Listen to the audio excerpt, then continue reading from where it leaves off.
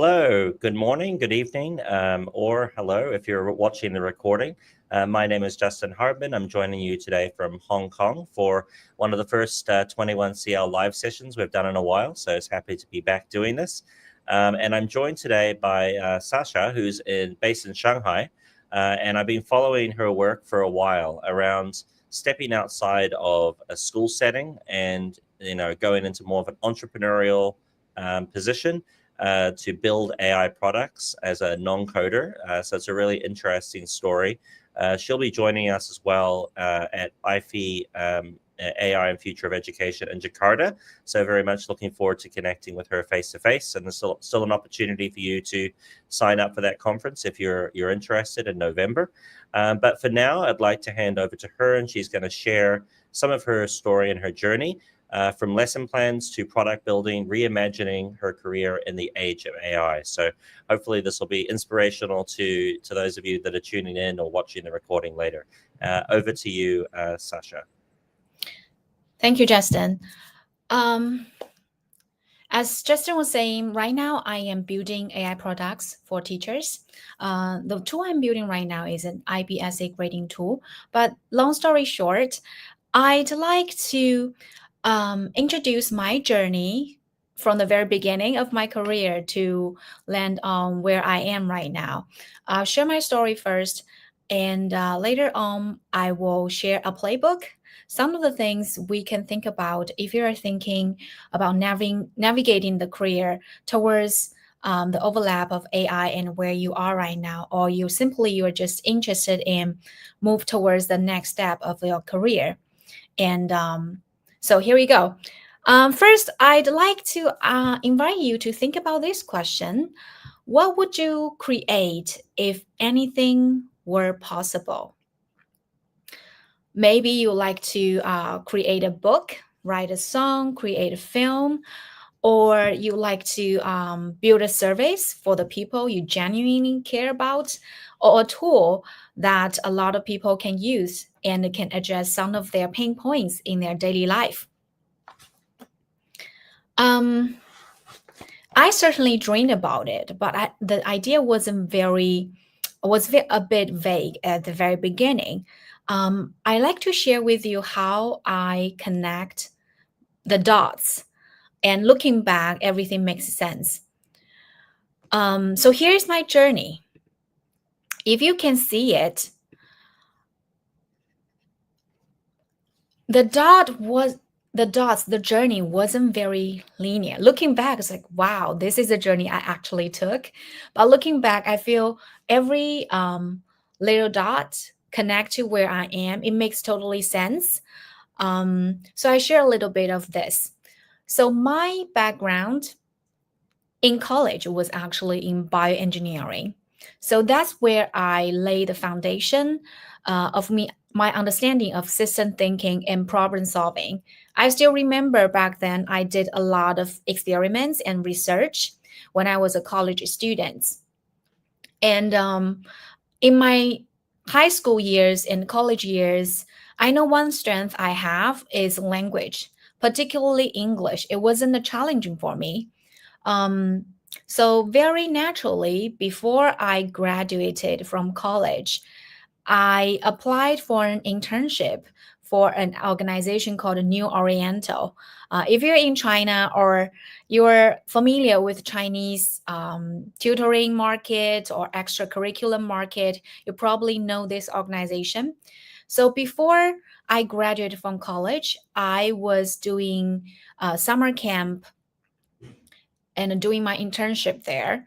And one of the things we did before summer camp was we need to get our customers, get the people, the parents, students sign up for our events and really find out what summer camp is about, and sign and pay for it and be our students. That was a time that I realized that actually I am good at communicating. I can chat with clients through cold calling and get them to visit our centers. But by that time, I wasn't very aware of how I could use this in my job, and how I can leverage this better. Before After the job in New Oriental, I realized that actually I want to be in education industry. I started doing different teaching roles in different training centers, um, but I wasn't very sure if I was doing it right. I was learning from my colleagues, from people who mentor me, but I felt something was not certain. I felt I wasn't really professional trained. And I decided to do my master's and applied for a TESOL program in New York City. And that's when I realized that I really like the multicultural experience, multicultural environment, and locating in New York City made me really see the possibilities of living a life that is very different from what I was familiar with, and allow me to see things from a very different angle. If you have been to New York City, you'll understand me. Like, this is a place where everybody gets to be themselves, and you will see a lot of people who just talk, walk very differently than other parts of the world. So that's dot three. That's a spark. After graduation, I taught in a public school in New York City, and also worked in a startup in China and private school. And this made me realize the pain points of educators.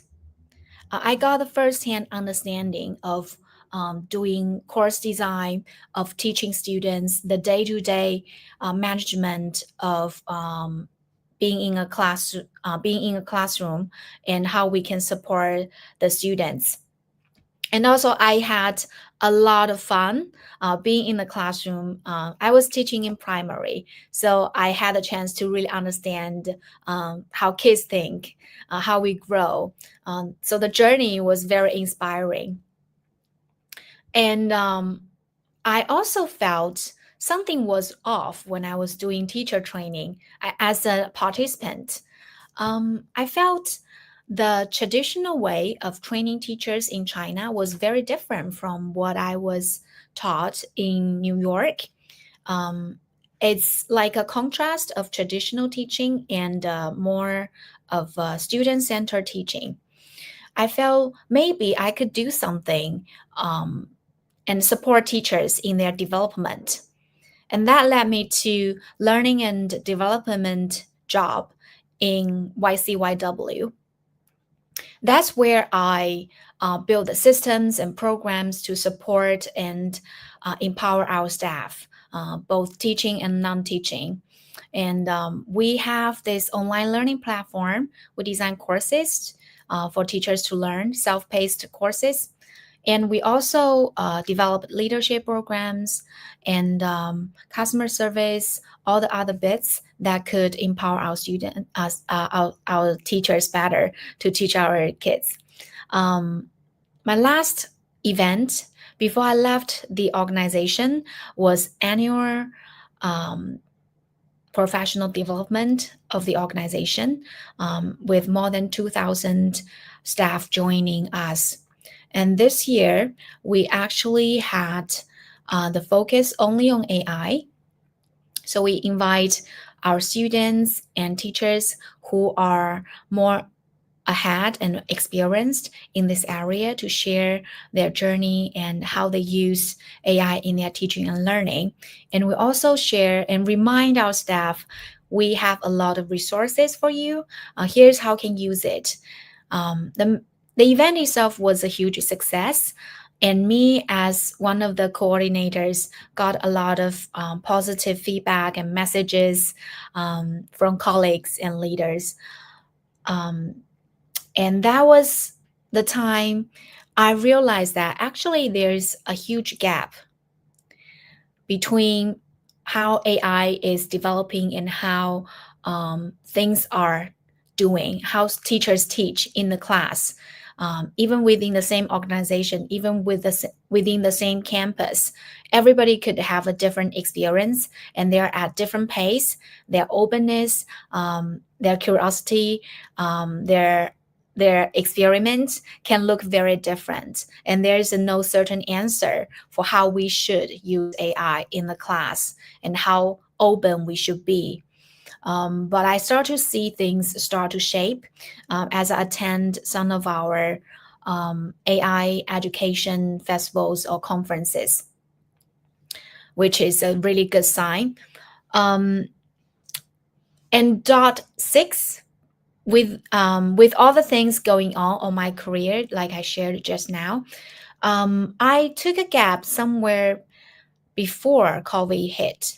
I was traveling Southeast Asia, and I met a group of digital nomad friends who have their own career and live globally, travel everywhere. And most of them have the skill of coding or marketing, or either they have some kind of shop or business going on that they manage to work while at the same time have a more flexible schedule and choose where they want to work. But I never really felt this is something that I was really ready to do, and I got no coding experience.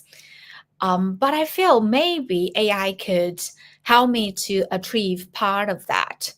When 2023 spring came, when ChatGPT was launched, I read about it, and I wondered, what if I could use some of the non-coding tools or use AI to make mini products to serve people I care about, and I can share these works with them. And I spent a whole weekend that spring and made a website. It went live within 48 hours. And that gave me a really good taste of what AI could do. But that was also before AI coding products were launched. So AI right now can do much more than what I could do in 2.5 years ago. So all these things connected together, I figured actually I want to do something that is serving the group of people that I care about, educators, teachers, and also I like to create something that can address their pain points. I ended up interviewing some of my close teacher friends and understand what are the things in the classroom that you feel like it's 2025 already. Why am I still doing repetitive work? And what are the things you actually feel that could be replaced by AI?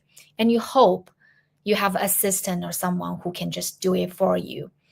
And knowing the capability of AI, I know some of the things is doable already. I decided to create the first product, IBSA grading tool, as this is widely mentioned by the teachers I interviewed.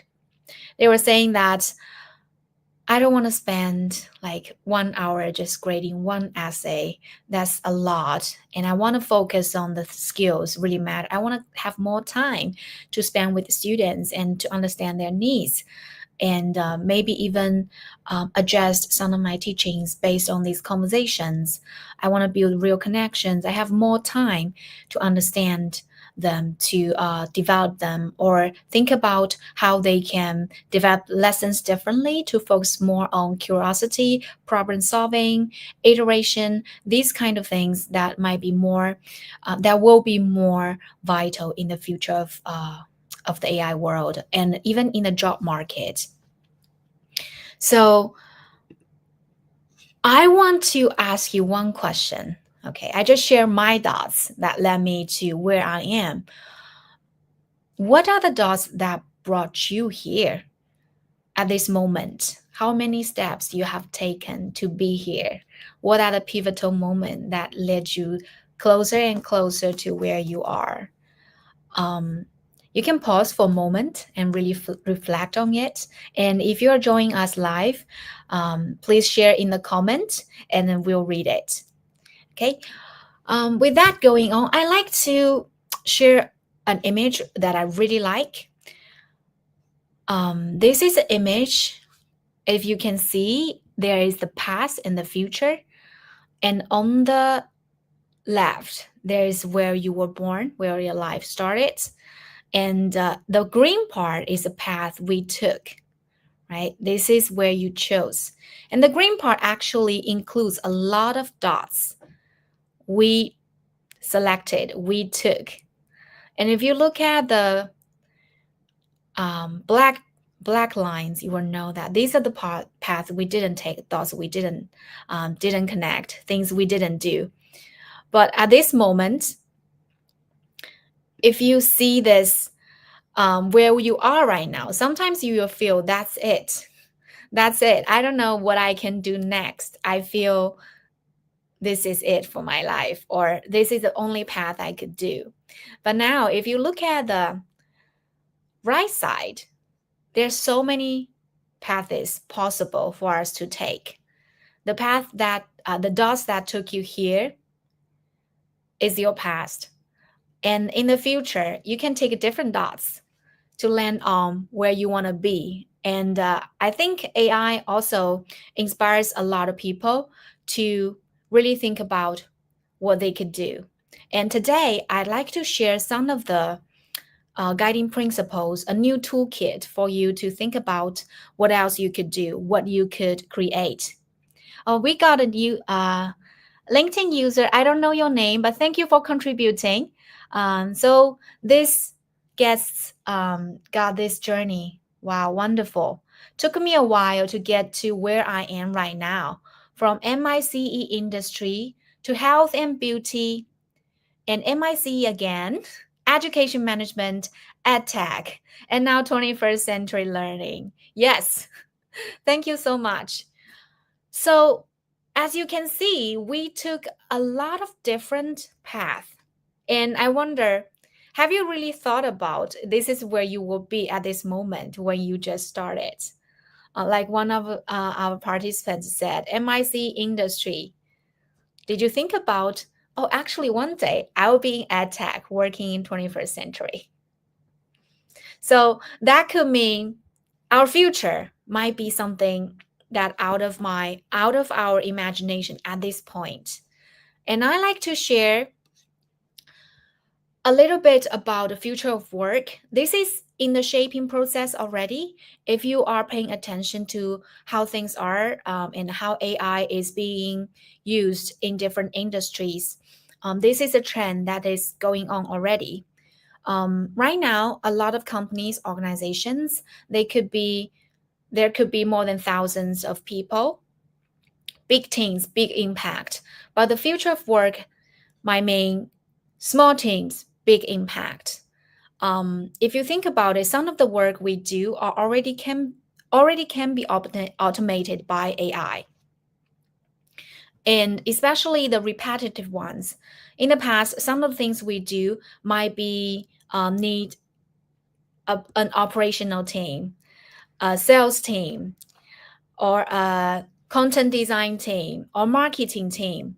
But right now, we have so many AI agents that could be taking some of our work in the marketing, some of our work in operation, some of our work in content delivering or designing. So a lot of things are possible if you are someone who have deep understanding of the business or of the service you are providing, and you know what you want, you know what the problem you're solving, and you know exactly how you can use AI tools to get to where you want to be and deliver the result you want to deliver. And you can tell AI how you want to do that. That will make the future of work look very differently. Some of the small companies I know are already doing this, automating their content creation, their customer support, different aspects of their business processes. And that could mean a lot of staff, they could be finding their new roles already, and think about what is something unique they can develop that is not replaceable by AI. But I feel the key skills for AI, for the AI driven future, will look very different. One thing that we mentioned just now is AI tool management. So if you know which tools to use to attain your goals, you can use the tool. The cost could be $20 a month or like $100 a year or something, but it can help you attain the goals you want. And you might need to understand the market. Who are you serving?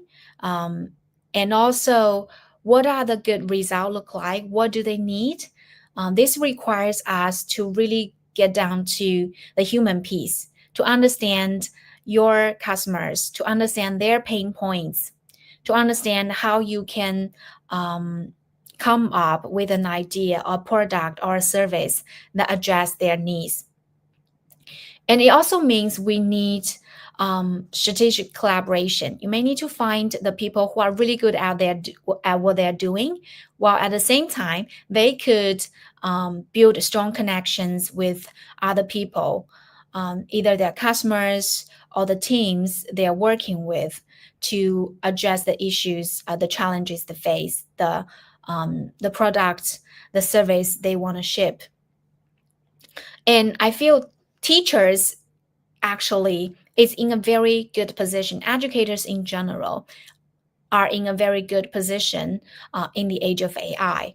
If we think about the things we're doing every day, it's basically a lot of project management, curriculum development, and a lot of coordination skills needed to bring good quality teaching to our students, to work with parents, to work with our all other parts of our departments. And our backward design skills will be very much needed, because this is how we use AI. We want this product, we want this result, we want to serve, address this issue. But how do we do that? Let's think from the end goal, and we can put this whole thing, we can divide it to different parts to really attain what we want to do. So the logic, the process is very similar. And right now, a lot of people, I see the trends already going on on LinkedIn. A lot more people are starting to share their skills, share their ideas, share their work on LinkedIn, and that brings them more conversations and connections with people they want to involve, or people they look up to, or people they can help. So the future of career will be small teams, higher impact, adaptability, and really understand our customers and the people we want to serve. And here's something I like to share with you, and hopefully this can help you to think about the next steps you could take. First, let's start with some guiding principles. As I mentioned, principle one is your expertise, is your anchor. For educators, yes, very much so, because most teachers I know, they are just learning machines. They could be doing all these kind of courses and learning so that we could bring the best teaching to our students. And this is something very unique and irreplaceable in the age of AI. And I have all the trust that people who are driven to learn will be excelling and will be really making the most out of the resources AI could provide. And also AI has its own limitation. If you know a bit about agents, where we feed AI the context so that it can answer and do the task we want it to do better, you will know that AI may lack some of the context we have. That means for the things we want it to do, we need to tell AI as much as possible. Otherwise, its limitation won't really deliver the kind of quality you expect from it. And AI is also very not very not very well in empathy. At some point, it could tell you all the right things, like someone who is professionally trained, but it's very different from a friend or your family or someone who really know you, and it doesn't have your lived experience. So your experience, your feelings, your ideas, your understanding of people around you and what they need is something AI cannot access. Principle two I want to share is authenticity is your new leverage. So when we think about what else we could do and what is possible, one thing we could think about is to start from ourselves. Okay, your unique story, like me, like I got so many dots here, and someone in the chat, right, from all the different industries and now landing on 21st century. That's also very different, a unique path. And genuine voice will also be very helpful. When we are sharing content or when we are connecting with people, who you are really helps people to understand you and make you stand out.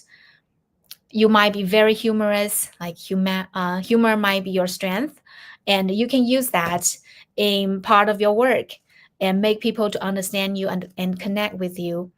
Or you may be very inspiring, or maybe you are very empathetic and compassionate, really understand what people are going through, and your quirks. So when we think about the next step, so maybe there's something in your daily life you really enjoy and you really want to share with people, and that's not something everybody does. For example, you might be very good in cooking. So I don't know how that looks like, AI and cooking, but certainly everybody has something unique that AI cannot reach yet, and it's hard to replace. All these things will shape your niche focus. If you start from yourself and where the market is and where is the gap and how you can support, these things can help you to navigate towards the areas and narrow down the areas that may interest you more and help you to bring more value. So basically, principle two is about be the best at the things you quirk about. And for me, as I shared, the things I quirk about is address some of the pain points teachers have and use some of AI tools to make a product happen. Principle number three is something we could also think about is to leverage AI. AI as your co-pilot. Okay, in a lot of things we do, it can serve as three roles. First one is to be a brainstorming partner.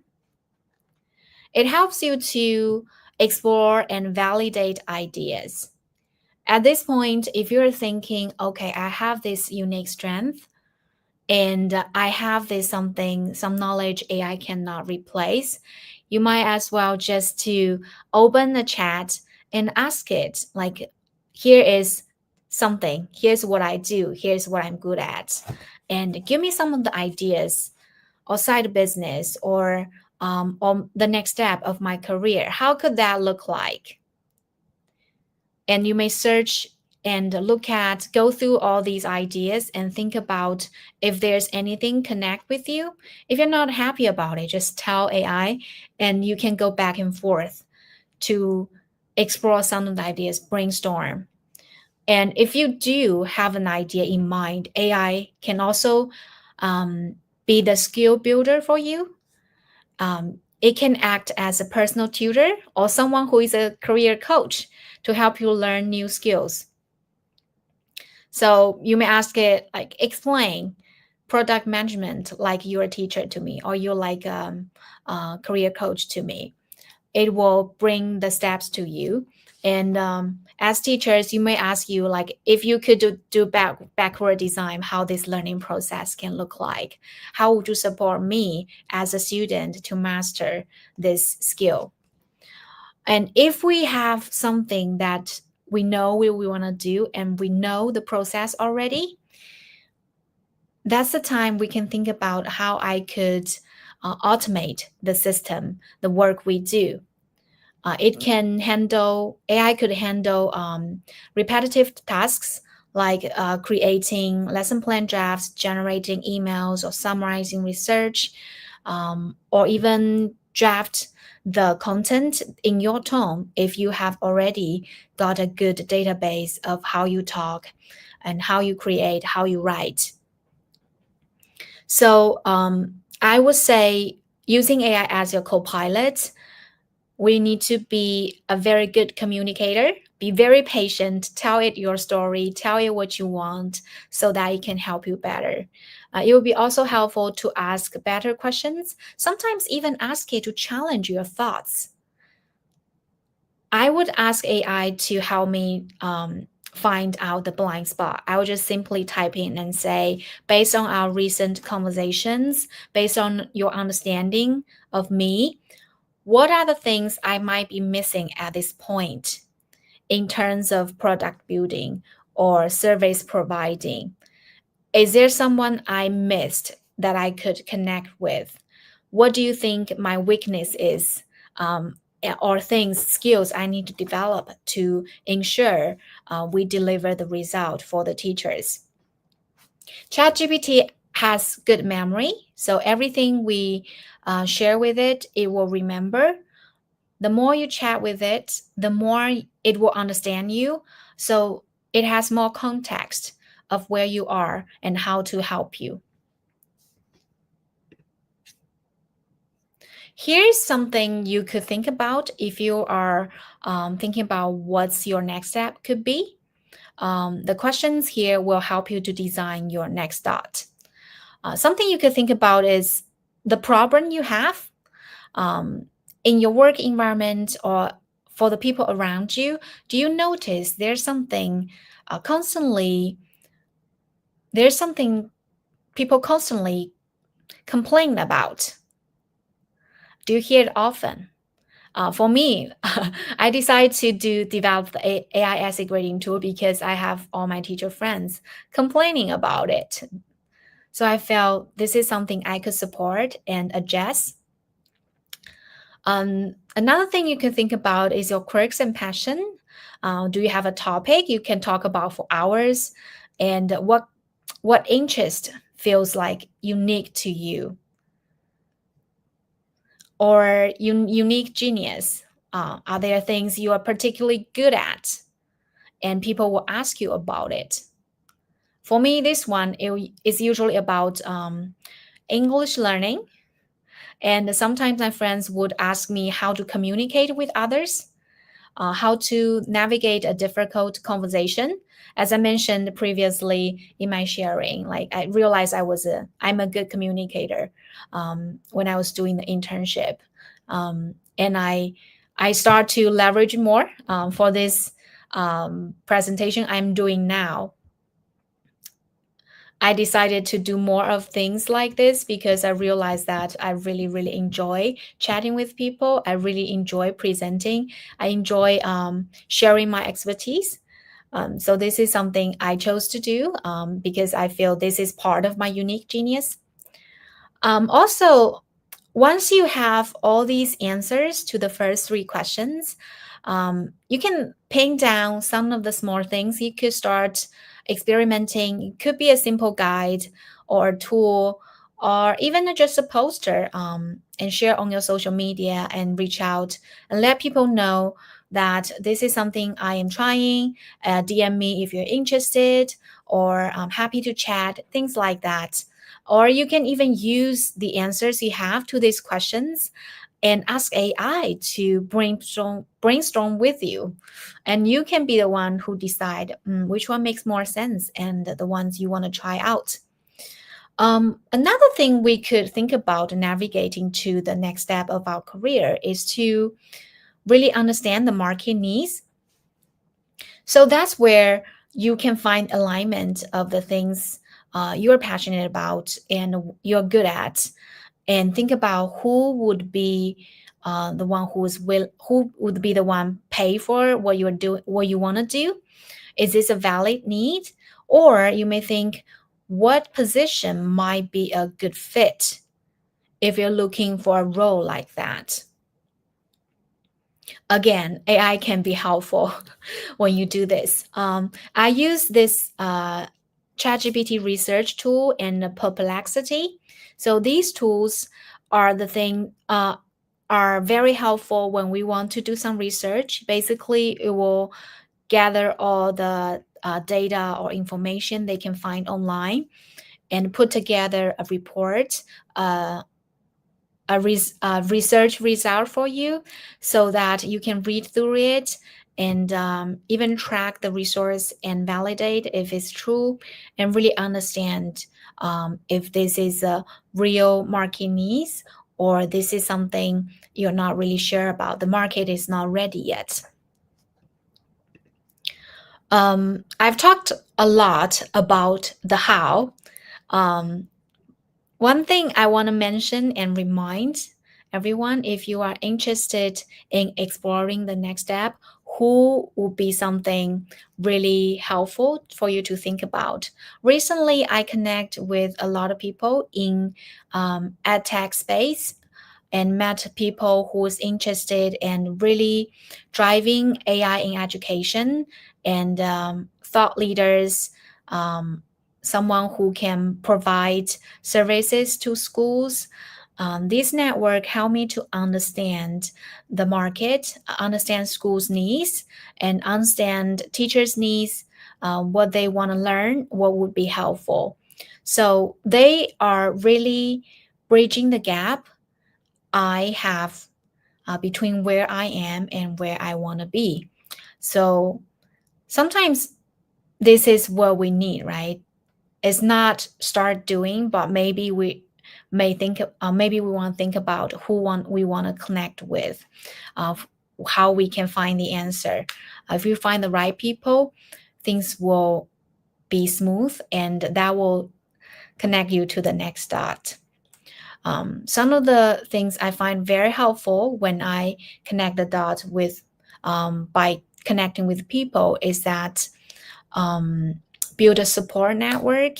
Um, I see this as people I could work with in the future. I admire, I appreciate their work, while at the same time, I feel we could be friends, exchanging ideas, and really think about how we can drive the change, reshaping the future of teaching and learning together. Um, Another tip is that be very open about what you are looking for. People are genuinely very helpful in general. And if you could just tell people what you're looking for, somehow they know who can help you, or they themselves know the answer. And a lot of magic happened lately when I just tell people what I'm looking for. So I hope this is something we could try doing a little bit more as we navigate through it, through this career change, or when we navigate through all the other things we want to achieve. Uh, Last but not least, use content creation as leverage. If I tell you the story of how I ended up being here today with Justin and 21st Century, is that I was on LinkedIn. I signed up for AIFE while I was scrolling. If someone recommended this conference to me, and I connect with Justin, and we managed to have a chat. He knew my story, and we found that it would be interesting to share this with the public, and for someone who might be interested in navigating a career in the age of AI and do something different. So ask for help, tell people your story, and build your network really helps. This is a great example. And content creation as a leverage is that I actually meet a lot of people I don't think I will meet in real life if I haven't really talk about my thoughts on how AI can be incorporated into teaching and learning. And I managed to also connect with people I really appreciate and admire their work by reading about their content and the things they create for schools and for teachers. So I strongly encourage you to also do this if you like to build your network. People who reach out to you based on your content, they are the ones who already know your thoughts, your works, and they know they're connecting with the right people. So the efficiency of this connection is very strong and fast, and you may use what you have already learned about each other as a foundation of the conversation and really explore what's possible next. Apart from all the things we discovered, I hope this session also would encourage some of you to bridge the design to the first step. I break it to three parts: the goal, the system, the key. I'll share a bit story of my marathon journey. And it taught me a lot of things, including how I could navigate my product making journey. I started running more than 10 years ago, and marathon always seemed a bit daunting. I feel like it's too much to take. Um, but one day I decided that after 10 years, I think I'm ready to do something more challenging. I ended up signing up for uh, marathon training, 18 weeks. So that 18 weeks plan really is pinned in my calendar. And every week I will run five times. And to make it even simpler and effortless and without all the obstacles in my mind, I decided that every day at 6 p.m., I'll be out and running. Okay, 5 days a week, 6 p.m., so that it's less energy consuming when I think about if I should run. Like usually, if I think if I should run or not, usually it can mean that maybe not today, and I can get less consistent that way. But if it's set in stone in my calendar, I will go out running, and I'm in the half of the journey right now, and I'm really thankful that the system helped me to stick to it. And the key of the running is not to run 10 kilometers or 20 kilometers or run a sprint run, is to put on my sneakers and walk out of the door. So a small step I start doing, like a simple step at the beginning, is like a trigger that could move to the next steps. So I like to invite you to really think about for the things you want to explore. You may write down the goal, the system, and the key. If you have a goal, how does that look like as a system? How many weeks? What time? Or how many months? What time? How frequent are you going to do that? Do you have a time just dedicated to the goal you want to attain? And also, what is the simplest step you could take? Your put on your sneaker moment, what does that look like? Maybe it's just sitting by the table, open the first page of the book you read, or just typing the first question you want to ask AI and figure out what's next, or simply text someone and send out a message and let them know you'd like to have some support from him or her. So what is your put on sneaker moment for you? If you're joining live, I'm happy to share to read your messages and looking forward for your contribution in the chat box. Yeah. So the key we take is actually very actionable, is the bridge between where you are and to where you want to be. I recently read a quote. It's about um, doing the thing. Um, Basically, something like this. Researching about it is not really doing the thing. Asking people about it, not doing the thing. And putting on the plan isn't doing the thing. Doing the thing is just doing the thing. It's just like reading about bridge building is not building the bridge. The only way to build the bridge is to build the bridge. So I would encourage you to really get ready for the next step, and put on sneaker moment is waiting for you if you have something you want to attain already. So that's my sharing. I'm very open and I really would love to connect with you. If you're watching this, join us live or watching this session online.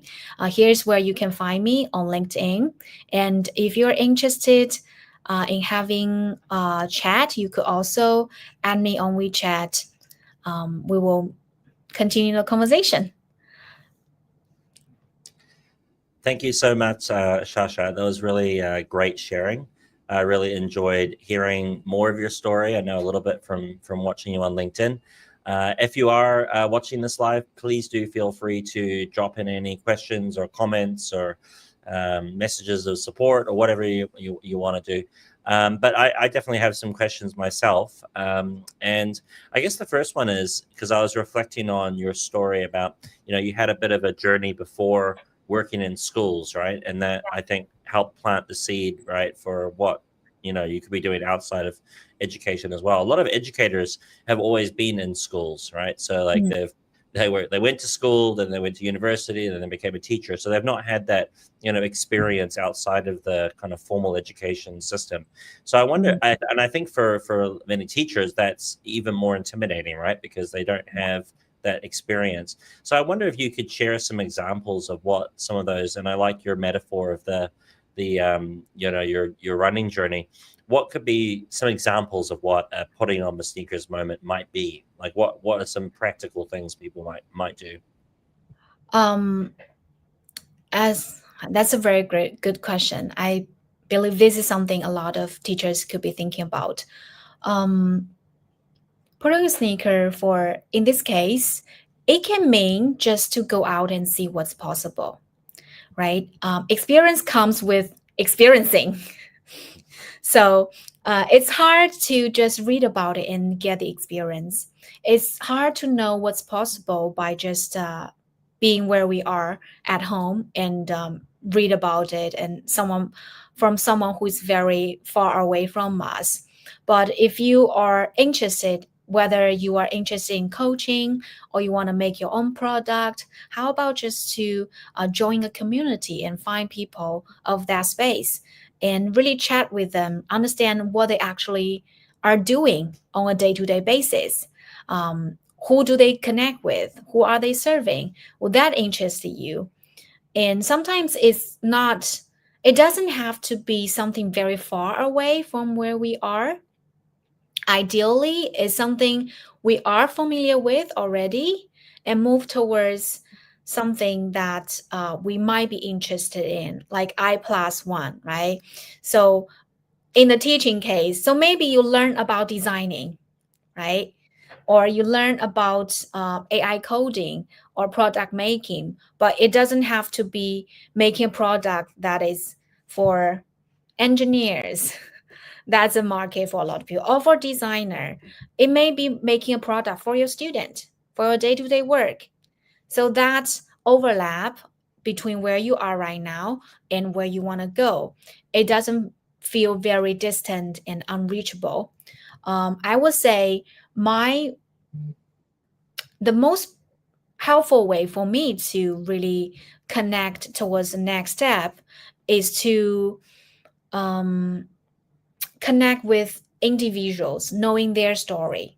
So the big stories in the back end doesn't really feel very far away from us. And when we connect with real people, it felt it's possible, and the relationship we develop with these people will help us to navigate through it along the way. Where I am right now, it didn't really happen that, okay, today I join a community, tomorrow I'm going to launch my own business. It took me a long time to engage with these people, to understand how their life is like, to understand what skill is needed, and to know if this is something I want to pursue in the future. So the put on sneaker moment could be go out, meeting people, see what's possible, try something you are already familiar with, but with the overlap between where you are and where you want to be. Yeah, I really like that example. I think sometimes when it comes to platforms like LinkedIn, it can sometimes feel intimidating because people tend to share their successes, right? They share the Yeah, endpoints of a journey. They don't share all of the little steps along the way. And so it can yeah, seem, and especially if you haven't done it before, it can seem like, wow, how do you mm, get to that, right? Uh, yeah, and and I think that you're right. People are quite willing to share and connect if you reach out, but you need to make that initial effort, I guess, right? yeah. How about on the kind of on the because you touched a lot on like getting started and finding the idea and that kind of thing. How about on the actual building the product side of things? How do you where do you recommend people get started with that side? In terms of experimenting with trying things out with these AI development platforms. Well, I'm using several tools because as I was interviewing the students, I start to know what um, a good product could look like, and they will tell me what they wish this product could achieve. And a lot of valuable feedback I collect. But me, without much product making experience, I would be chatting with AI. I would tell them, here is the product idea, here is what my users want to achieve. And I really hope that the product could be able to um, adjust the needs and serve these people, and help me to draft product requirement document, and let's pin down the core function of that product, and how we can navigate and design the first draft and of this requirement document. How does it look like? And ChatGPT or Gemini, they could actually provide me a document with all the functions of different layers, and I will read through it and understand if this is something that's going to be very helpful for the product making. And I'll chat with people who have some experience in this area. Then we could be using some AI coding tools and share this. So this um, product requirement document is like the backward design process. If you think about it, it's the end goal you want to achieve. This has to be very clear so that every activity, every little step you take along the process will align towards that. And you, as the maker, or you as a teacher, like, you will be the one pivoting, like you make your own judgment. Does this actually address that pain point? Does this actually serve um, the customers, the teachers I want to serve most effectively? And then you can be pivoting it, or you can be using AI coding tools to make the prototype, have the teacher friends, have your customers, have your users to really try it out, and they will tell you what goes wrong. And usually there's something needs to be iterated, right? Because the prototyping is a prototyping, and the product has its life journey of starting to of the from the very beginning to where you want to be.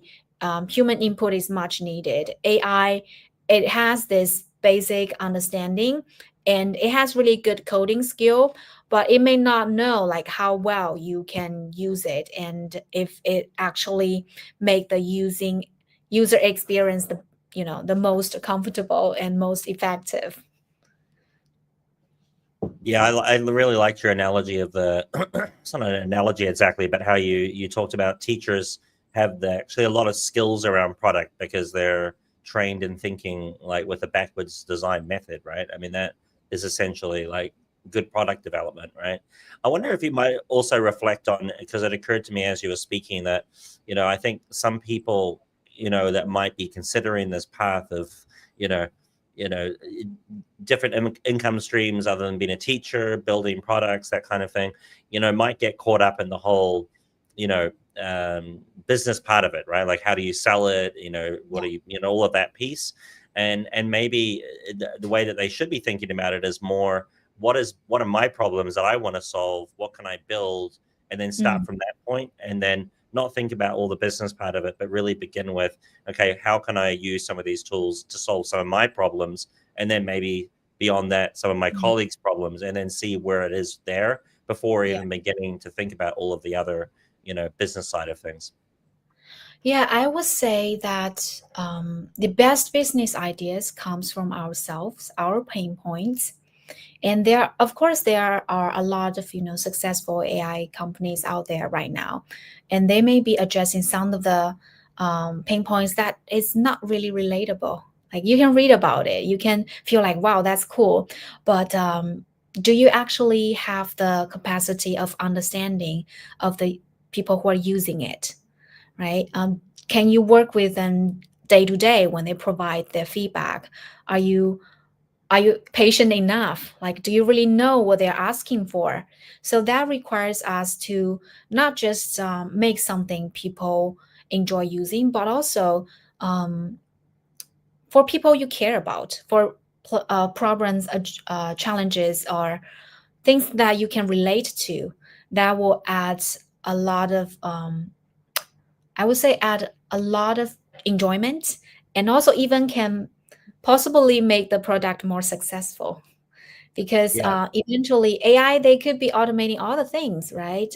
It will replace the content we are creating. It can create code, products, it create all the things, but a lot of them, if you don't really think about the people you're serving, it's very hard to succeed.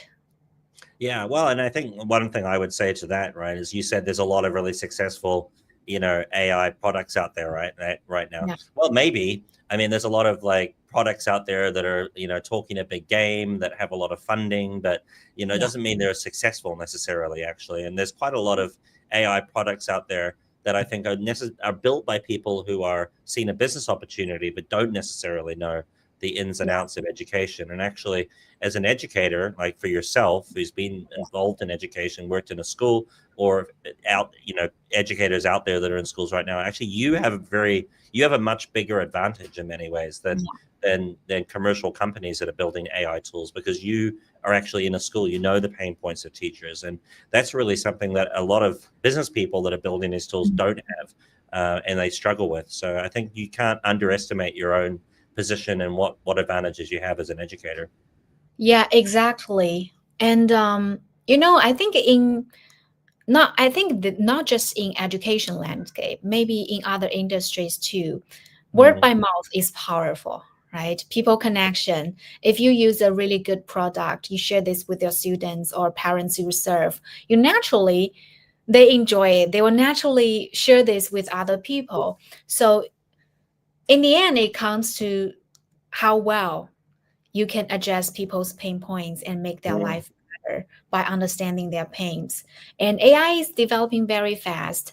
Um, Cursor was out last August, and now a lot of coding tools, they do much better than its first version. Um, I believe that AI coding tool will keep developing, but our need, our taste, the judgment, our understanding of people, we could be using a way more efficient tool in a couple of years.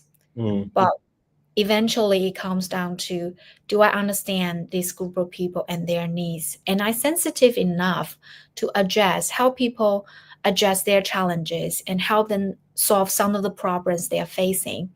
So it comes to humanity, really. Yeah, that's great. I think that sounds like a great place to wrap. I really appreciate you taking your time today to share, and very much looking forward to connecting in November in Jakarta. Thank you so much, Shasha. Thank you, Justin. See you in Jakarta. Okay, bye.